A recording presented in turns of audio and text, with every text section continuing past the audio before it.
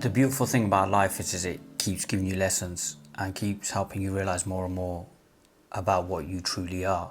I recently had the pleasure of speaking at a centre in Scotland. It's run by a dear friend of mine who used to come along to my early Friday night talks, and she'd basically been asking me to come along to speak. And we talked about basically me going over and everything. But a couple of weeks ago, she sent me a text message and asked if I'd come along, and I replied, yes, why not?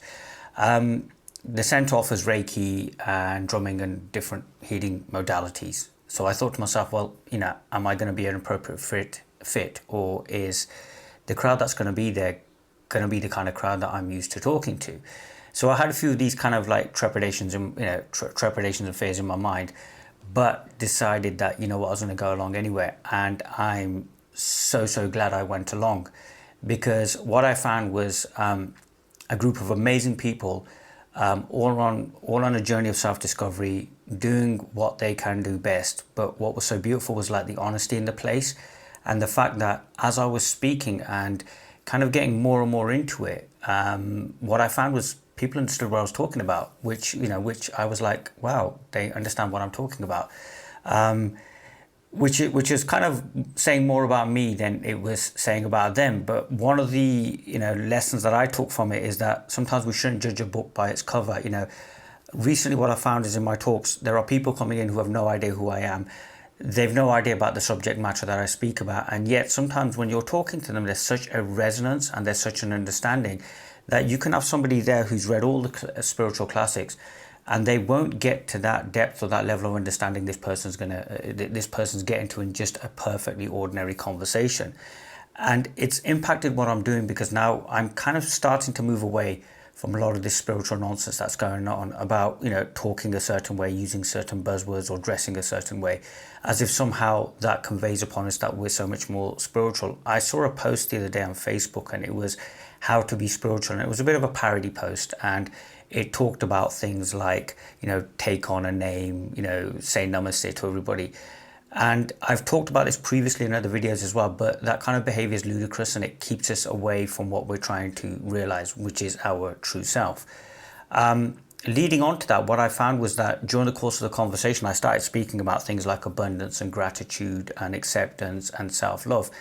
Now, these are really simple, basic topics that people, we use them as sound bites, be the change you want to see in the world, have an attitude of gratitude, abundance is our true nature, the list goes on and on and on.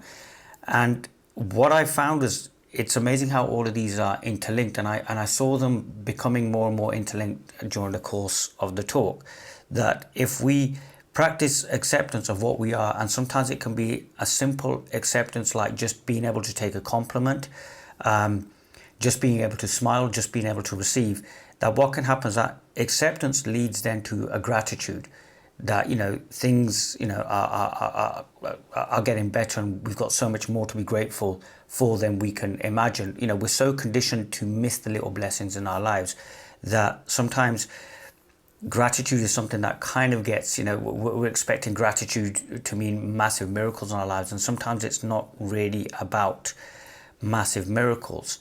So, what I found was the acceptance was leading to a gratitude, and the gratitude was then, like moving on and everything, and allowing us to be more and more of what we are. There is another area that I wanted to cover, but it seems to have just kind of slipped me. So I'm sure as we're conversing, it will, come to the point.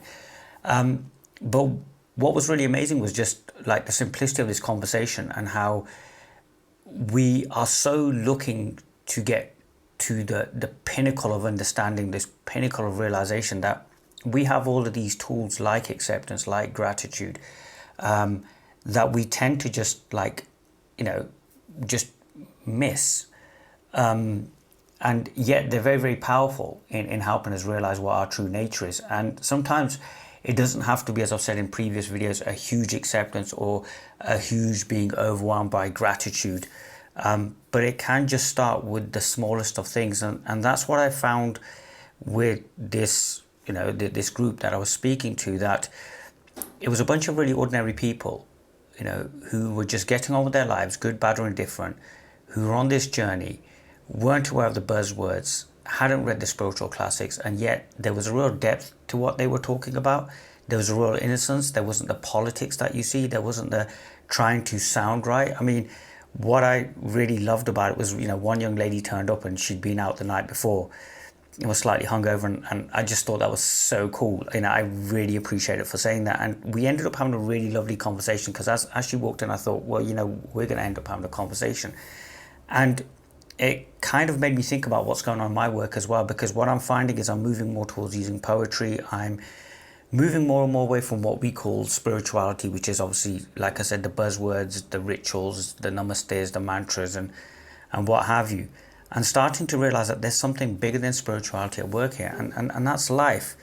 And that life has always provided us with our answers. Simple things like gratitude. Gratitude allows us to feel the abundance that's happening in our life. It allows us to accept more as well. So these things can then slowly but surely start showing us that what we believe ourselves to be isn't actually true, and that we are so much more, but at the same time we're so much less as well. Because one of the beautiful things about gratitude and acceptance is it brings up humility then. That, we may feel we know so much, and I feel I may have suffered from it in the past, and I certainly did, at this talk, because it was a case of, well, I'm talking here and I'm talking there, and, well, this is a bit off-grid for me and I'm coming back to Scotland. But I felt a real sense of gratitude and humility as to what I'd seen in that room. And it certainly taught me something as well. And it certainly taught me that whenever I feel that I may know something, that life would always, in a sense, show me that I really don't. And for that, I'm really grateful. And it was a gratitude that arose just naturally. But I never thought I'd actually say this. Sometimes what we can do is we can cultivate these attitudes of abundance and humility and gratitude and self-acceptance and self-love as well, by just sometimes trying to push that boat slightly. If we're having a hard time, maybe, there's that whole saying, fake it till you make it. Maybe, yes, tell yourself that it's okay. Feel grateful for, say, having a cup of tea or something that, like I said, we're completely conditioned to miss. Hopefully, going back to, as I said, that early video of incremental acceptance, that slight small movement in that direction may help us start naturally then feeling these attitudes and seeing them in our lives, because what it does is it impacts us and it impacts others as well. So yeah, it's been incredible. The journey's, the journey's still going. My work is, is evolving. I have no direction where it's going. I have no idea, what direction it's going in. But I feel very grateful that, as I've said at my talks, even teachers have teachers. And we all have a teacher, and it's called life. And whenever we think we may know something, it's amazing how life shows us how little we do actually know. So that not knowing, that being open and, in a sense, just being completely alive to that moment is such a beautiful thing. And what was beautiful was this weekend I got to see that, and for that I'm really grateful, because as I said, I learned as much as I was teaching myself. So yes, we can every day, by maybe practicing a bit of gratitude in our lives, or by just being grateful for what's happening in our lives, and accepting that whatever's happening is okay, even if it's just incrementally. I'm not talking about moving to the mountaintop. There's so much pressure on people when they come into this whole idea of spirituality to, it's all about realization, or it's all about healing and what have you. And sometimes there is a very real process that slowly but surely we can kind of go through. And there are things that we can do by maybe practicing certain attitudes.